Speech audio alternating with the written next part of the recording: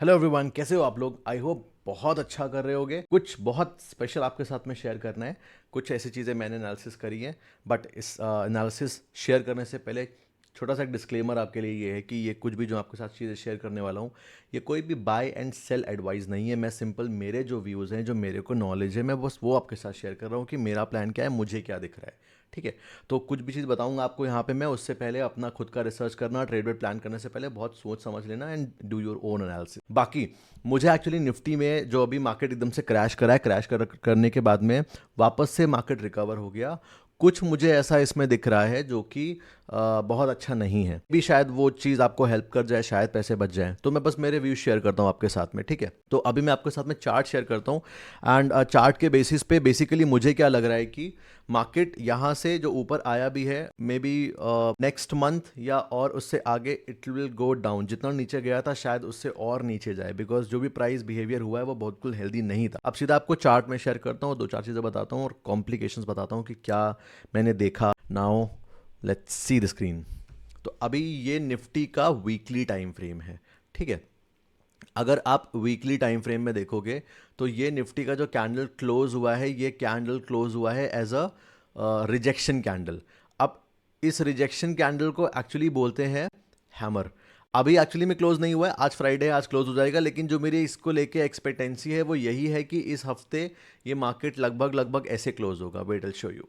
तो मैंने एक्सप्लोर नहीं करा है बहुत ज़्यादा recently. I have shifted to this go charting because इसमें कुछ ऐसी चीज़ें हैं जो कि एक्चुअली में कहीं अवेलेबल नहीं है, ट्रेडिंग व्यू में भी नहीं है और किसी ब्रोकर में भी नहीं है। आगे जाके शेयर करूंगा, अगर आपको चाहिए तो मुझे बताना, मैं आपके साथ वो चीज़ शेयर करूंगा। दो चार चीज़ें मैं यूज़ कर रहा हूँ जो भी, बस एक बार पेंसिल मिल जाए तो मज़ा आ जाएगा। कहाँ गया?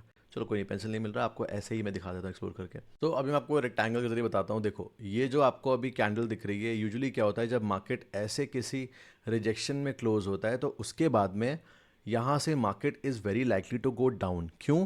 क्योंकि जो रिजेक्शन है ये हमें टॉप में बोल रहा है बाय कर लो।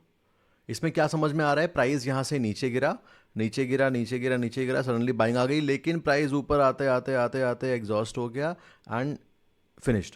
तो ये टॉप का जो रिजेक्शन होता है इसको हैंगिंग मैन कैंडल बोलते हैं ऐसे।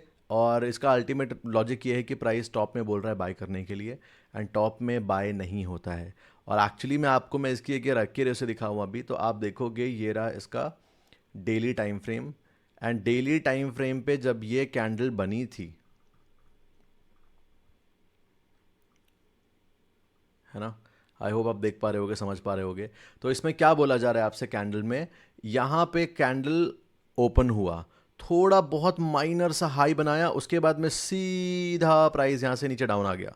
डाउन आने के बाद में यहाँ से वापस से प्राइस ऊपर आया है, लेकिन ऊपर आते आते एंड में जाके एग्जॉस्ट हो गया और यहीं पे क्लोज हो गया अपने ओपन के नीचे। तो कैंडल जो है ये बेरिश है। टॉप में आपको बोला जा रहा है खरीदने के लिए, टॉप में कोई खरीदा नहीं है। और उसके बाद हुआ कि अल्टीमेटली प्राइस वेंट लाइक वुप। अगर हम कैंडल स्टिक के बेसिस पे सिर्फ देखें तो इसको गिरना ही था, बस न्यूज़ ने क्या कर दिया, जो यहां तक प्राइस आना था उसको नीचे ढकेल के और नीचे कर दिया। तो अगर सोचो यही वाला कैंडल जब वीकली में अगर क्लोज हो गया ऐसे, तो इसके बाद में नेक्स्ट प्राइस एक्शन क्या एक्सपेक्टेड है? It will come slowly down. That is what I am expecting. ये तो हो गया पहला कंफर्मेशन। दूसरा कंफर्मेशन अगर आपको दिखाऊं तो जितने लोग नए हैं मार्केट में, तो उनको मे भी शायद नहीं पता होगा। आप एक चीज़ जाके बैक टेस्ट करके देखना, मार्केट ने जब जब बड़ा गैप बनाया है, अगर उस गैप से बहुत ऊपर प्राइस नहीं निकल गया तो मार्केट वो गैप फिल करने आ जाता है। करेक्ट? तो जितने लोग पुराने हैं उनको तो पता होगा, उन्होंने बैक टेस्ट देखा होगा मार्केट में ये चीज़ की मार्केट गैप कैसे फिल करता है। बट जितने लोग नए हैं उनको आइडिया नहीं है। तो अगर हम अभी चार्ट में देखें तो आप चार्ट में देखोगे इस पर्टिकुलर जगह पे there is a huge gap. और कितनी गैप रेंज कितनी है? ये गैप रेंज की अगर हम बात करें तो लगभग लगभग 1.5%, 250, 250 का गैप है। तो ये गैप फिल होना मैं एक्सपेक्ट कर रहा हूं मार्केट से। ठीक है, तो ये गैप अगर फिल करने आएगा तो अगर मार्केट जहां पे अभी है यहां से नीचे टूटता है तो लगभग लगभग कितना नीचे गिरेगा? It will go around 11%। 11% बहुत होता है। ठीक है, तो अपने पास में दूसरा कंफर्मेशन हो गया। पहला कंफर्मेशन हो गया वीकली क्लोजिंग बहुत खराब हो रही है। दूसरा कंफर्मेशन हो गया ये गैप फिल होने के लिए मार्केट में आना है। ठीक है, अब ध्यान से नोट करते जाना आप लोग ये पॉइंट। थर्ड कंफर्मेशन की अगर हम लोग बात करें तो जितने भी लोग प्राइस एक्शन के बारे में थोड़ा समझे होंगे तो प्राइस एक्शन में यूजुअली क्या होता है कि लेट्स से मेरा ये स्ट्रॉन्ग रेजिस्टेंस है, करेक्ट, ये वाला जोन मेरा स्ट्रॉन्ग रेजिस्टेंस था। मार्केट पहले इधर से गिरा, उसके बाद ऊपर गया, वापस से रेजिस्टेंस लिया, फिर से नीचे गिरा, फिर उसके बाद सीधा ऊपर जाके ब्रेकआउट आ गया। अब अगर प्राइस को और ऊपर सस्टेन करना है, अच्छे से हेल्दी वे में जाना है, तो हेल्दी वे में प्राइस को जाने के लिए ब्रेकआउट के बाद में there is a retest required. Retest के बाद में मार्केट शुड गो अप। ये एक हेल्दी वे है, ऐसे प्राइस बिहेव करता है। बट यहाँ पे अभी तक कोई रीटेस्ट नहीं हुआ, तो अगर प्राइस यहाँ से नीचे गिरेगा तो यहाँ पे एक अच्छा रीटेस्ट होगा, एंड रीटेस्ट के बाद we can expect some good move from the upside. ठीक है, तो तीसरा कंफर्मेशन हो गया रीटेस्ट। अब आप चौथा कंफर्मेशन देखना। अभी हम चलते हैं वीकली टाइम फ्रेम में, है ना। अगर हम लोग प्राइस में इधर से लेके एक ट्रेंड लाइन ड्रॉ करते हैं, इधर से लेके ऐसे हम एक ट्रेंड लाइन ड्रॉ करते हैं, करेक्ट। तो अभी आप क्या देखोगे कि मार्केट में जो अगला ट्रेंड लाइन का, इधर देखो कितना ब्यूटीफुल ट्रेंड लाइन है, प्राइस इतना बहुत अच्छे चल रहा है। और अगर आप देखोगे यहाँ पे अपनी थर्ड रूल स्ट्रैटेजी के हिसाब से एंट्री भी थी मार्केट, उसके बाद अच्छा खासा अपसाइड मूव दिया है। लेकिन अब अगर फोर्थ टाइम मार्केट के रीटेस्ट की बात करें तो यहाँ पे हो रहा है। अगर प्राइस को और ऊपर जाना है तो इट शुड कम डाउन, इधर कहीं का रीटेस्ट दे और फिर यहाँ से बाउंस करे। अब कमाल की बात यह है कि जो ये रीटेस्ट प्राइस यहाँ पे करने आएगा वो लगभग हमारे गैप रेंज के आसपास है, जो हम पहले गैप एक्सपेक्ट कर रहे हैं। अब मैंने आपको बातों बातों में बहुत एक प्यारी सी चीज़ सिखा दी, वो है कोरिलेशन थ्योरी। कोरिलेशन थ्योरी कैसी थ्योरी है? इट्स काइंड ऑफ एन, बोल सकते हो आप, एक थ्योरी होती है या एनालिसिस करने का तरीका होता है जहाँ पे आप मल्टीपल कन्फर्मेशंस लेते हो एक पर्टिकुलर चीज़ के लिए, और जब तक उस पर्टिकुलर चीज़ में 2-4 कन्फर्मेशन ना हो आप अपनी ट्रेड एग्जीक्यूट नहीं करते हो। ये हमेशा स्विंग ट्रेडिंग में काम आता है, एंड स्विंग ट्रेडिंग के अलावा अगर पोजिशनल ले रहे हैं, इन्वेस्टमेंट कर रहे हैं, वहाँ पे भी काम आता है। तो कोरिलेशन थ्योरी के बेसिस पे इसमें हमको चार्ट में भी क्या दिख रहा है कि इस पर्टिकुलर जगह पे गैप है, यहाँ पे वो प्राइस आके रुक रहा है। अगर प्राइस यहाँ से नीचे आता है समवॉट, लेट्स से ऐसे धीरे धीरे करके नीचे आया और यहाँ कहीं पे रुका, तो वो लगभग हमारे गैप के आसपास है। गैप से कितना ऊपर है? गैप से ऊपर है 400 पॉइंट लगभग। अगर ये इस जगह प्राइस रुकता है तो वो लगभग वही जोन बन रहा है जाके, है ना। अगर ट्रेंड लाइन, अगर इस यहाँ से प्राइस गिरता है और ट्रेंड लाइन तक आता है अपने, तो ट्रेंड लाइन तक आते आते it will be a fall of around 8%। Gap कितने पे बन रहा है? 10%। 2% बचेगा लगभग। 2% आपको पता है निफ्टी को मूव करने में कितना टाइम लगता है? 2 दिन में बराबर कर देता है 2% वो गिर के। ठीक है, कितने कंफर्मेशन हो गए हमारे पास में? 4 कंफर्मेशन। एक बार वापस से रिवाइज करते हैं। वीकली क्लोजिंग हैंगिंग मैन के बेसिस पे हो रही है, फर्स्ट कंफर्मेशन। दूसरा कंफर्मेशन, मार्केट में 20,400 के लेवल के आसपास गैप है। ठीक है। तीसरा कंफर्मेशन, ह्यूज ट्रेंड लाइन आ रहा है, ट्रेंड लाइन का जो सपोर्ट है वो बन रहा है अराउंड जाके 20,800 लेवल के आसपास। और चौथा कंफर्मेशन है, प्राइस ब्रेकआउट के बाद में रीटेस्ट दिया ही नहीं है अभी, तो अगर प्राइस अब नीचे आएगा तो वो बहुत अच्छा रीटेस्ट होगा। जैसे अगर देखो, ये मार्केट के लिए एक अच्छा रेजिस्टेंस था, let me include the liquidity point, resistance, फिर नीचे गिरा, फिर थोड़ा ऊपर आया, रेजिस्टेंस लेके ब्रेकआउट दिया, ब्रेकआउट के बाद में ऊपर गया और 1-2 कितना परसेंट गिरा यहाँ पे एक बार देख लेते हैं फटाफट से। Let me zoom in for you ताकि आपको समझ में अच्छे से आए। अरे अराउंड 7% यहाँ पे गिरा है। कितना ब्यूटीफुल प्राइस एक्शन मूव करा है। रेजिस्टेंस ब्रेकआउट, रीटेस्ट, और रीटेस्ट के बाद में बूम, करेक्ट। तो जैसे ये रेजिस्टेंस को ये ब्रेकआउट दिया है, अगर नीचे आएगा तो it will be a retest. ये कंफर्मेशन हमारे पास में हो गया। आई होप समझ में आ गया होगा। 4 कंफर्मेशन। 4 कंफर्मेशन के बाद में एक और क्या था अभी, रीटेस्ट हो गया ना, हाँ 4 कंफर्मेशन। अब एक आपको 5वां कंफर्मेशन दिखाते हैं। अभी हम लोग एक काम करते हैं, लेट्स ड्रॉ फिब।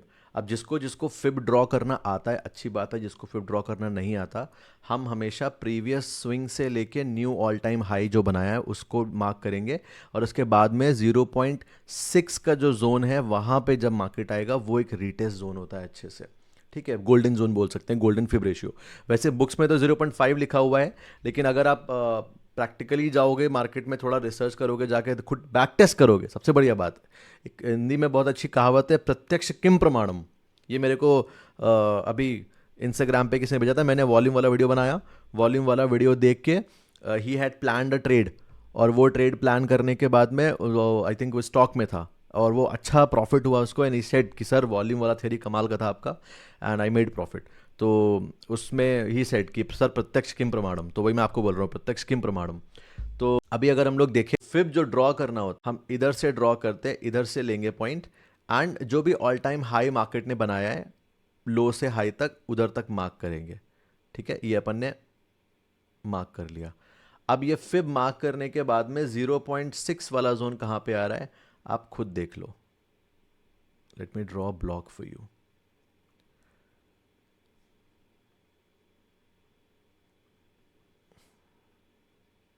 ये रहा, इस जोन के आसपास अगर मार्केट आएगा तो वो एक बहुत अच्छा फिब के लेवल पे रीटेस्ट होगा और फिर यहां से प्यार से मार्केट आराम से ऊपर। कितने कंफर्मेशन हो गए अपने पास में? In total 5 confirmation. अब 5th कंफर्मेशन के बाद में एक 6th जियोपॉलिटिकल कंफर्मेशन आपको देता हूं कि अभी जो अपनी गवर्नमेंट बनी है वो मेजॉरिटी से तो आई नहीं है कि बहुत स्ट्रेंथ रहेगा, माइनॉरिटी से आया है। तो ये गवर्नमेंट अभी तो मार्केट देखो नीचे गिरा, उसके बाद में सब डाउट में थे कि जो अपने प्राइम मिनिस्टर सर हैं वो वापस आएंगे नहीं आएंगे, बट उसके बाद में वो आ गया न्यूज़ कि नहीं, हाँ प्राइम मिनिस्टर सर वो मोदी सर ही आएंगे, और उसके बाद में he will be taking oath on 8th June. Market वापस पूरा रिकवर कर गया। लेकिन अब लॉन्गर रन में वो चीज़ कैसे प्ले करेगी थोड़ा सा मुश्किल है, तो इसको ध्यान में रखते हुए भी खुशी खुशी में लोगों ने वापस तो बाय कर लिया है, लेकिन लॉन्गर रन पे आप खुद थोड़ा सोच के देखो कि क्या कैसे मार्केट रिएक्ट कर सकता है। तो वो भी एक काइंड ऑफ कन्फर्मेशन है, थोड़ा सा वीकनेस ही बोल सकते हो है मेरे पॉइंट ऑफ व्यू से। तो ये 5-6 कन्फर्मेशन हैं जो कि मुझे सारे इंडिकेशन दे रहे हैं कि मार्केट यहाँ से करेक्ट होनी चाहिए। अगर मार्केट को और ऊपर जाना है, मार्केट यहाँ से करेक्ट करके थोड़ा नीचे आए, वापस से जो लोग रह गए हैं, छूट गए हैं, बाय नहीं कर पाए हैं, उन सबको ऐसे ऐसे झोली में अपने बिठाए और सबको ऐसे ऊपर लेके जाए और हम सबको प्रॉफिट हो। करेक्ट, क्योंकि देखो अगर हम ऐसे भी जो करंट लेवल पे प्राइस एक्शन बन रहा है यहाँ पे, एक बार मैं आपको मंथली टाइम फ्रेम दिखाता हूँ, एक आपको 7th कन्फर्मेशन मिल जाएगा, है ना, क्योंकि वी आर विजर्ड ट्रेडर 7, तो 7 तो दिखाना बनता है ना, तो मैं आपको वो भी दिखा देता हूँ। हाँ, तो अगर आप मंथली टाइम फ्रेम देखोगे तो जनवरी, फरवरी, मार्च, अप्रैल, मई और जून में रहा हुआ है market.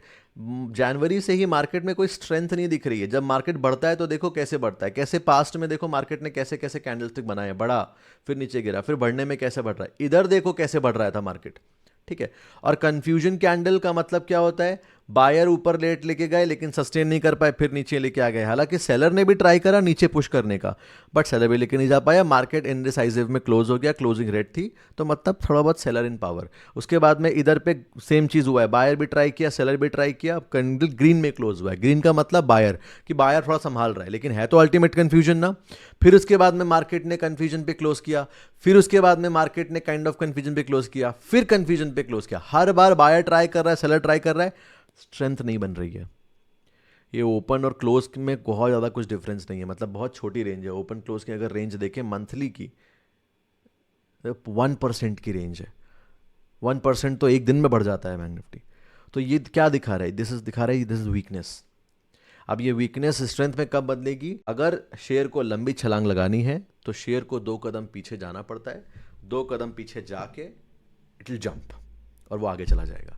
Same thing happen here. अगर मार्केट को और ऊपर जाना है मेरे हिसाब से तो इट शुड कम डाउन, 2 कदम पीछे हटे और एक बढ़िया सा रनअप बना के एंड बूम 25,000, 26,000 या 30,000 क्रॉस करे। ठीक है, तो बस यही था एनालिसिस, ये मैंने आपके साथ में शेयर कर दिया। आपको कैसा लगा एनालिसिस मुझे बताना, एंड आई होप आपने सीखा भी होगा। देखो मैंने आपको कोरिलेशन थ्योरी भी समझाई, इसमें बातों बातों में सिखा दिया एनालिसिस के साथ में, और फिब भी ड्रॉ करना बता दिया। फिब पे अपन आगे जाके आपको चाहिए तो मैं डेडिकेटेड वीडियो बना दूंगा। बाकी वीडियो को लाइक कर देना, इस वीडियो का एक लाइक टारगेट देते, काम करते हैं, let's give a 1000 like target. अगर 1000 लाइक टारगेट आ गए तो मैं आपको ऐसे ही एनालिसिस करके दिखाया करूंगा, सिर्फ इसकी निफ्टी की नहीं, बैंक निफ्टी की भी, स्टॉक्स भी दिखा दिया करूंगा, कौन सा क्या मुझे लग रहा है, तो भी अपन कर देंगे, एंड फॉरेक्स एंड ऑल भी कर देंगे, सब कुछ कर देंगे एनालिसिस। और आप एनालिसिस भी देखोगे और साथ में सीखोगे भी, और सीखने पे ही फोकस करना।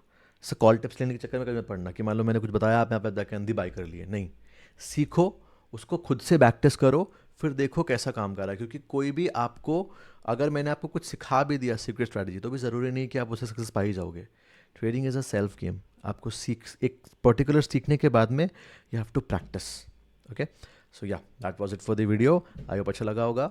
सबके साथ में शेयर ज़रूर करना ये वीडियो, अगर आपको लगता है कि नहीं हाँ एक बड़ा पोर्टफोलियो है और उसको हेल्प हो जाएगी इससे एनालिसिस से कि देखो ऐसा लग रहा है मार्केट में। बाकी मैं कोई सेबी रजिस्टर्ड एनालिस्ट तो नहीं हूँ, लेकिन थोड़ा बहुत जो मेरे को आता है उसके बेसिस पे चीज़ें चल जाती हैं अच्छी, एंड प्रैक्टिकल लर्निंग ही है जो है. सो yeah, that was it. All the best.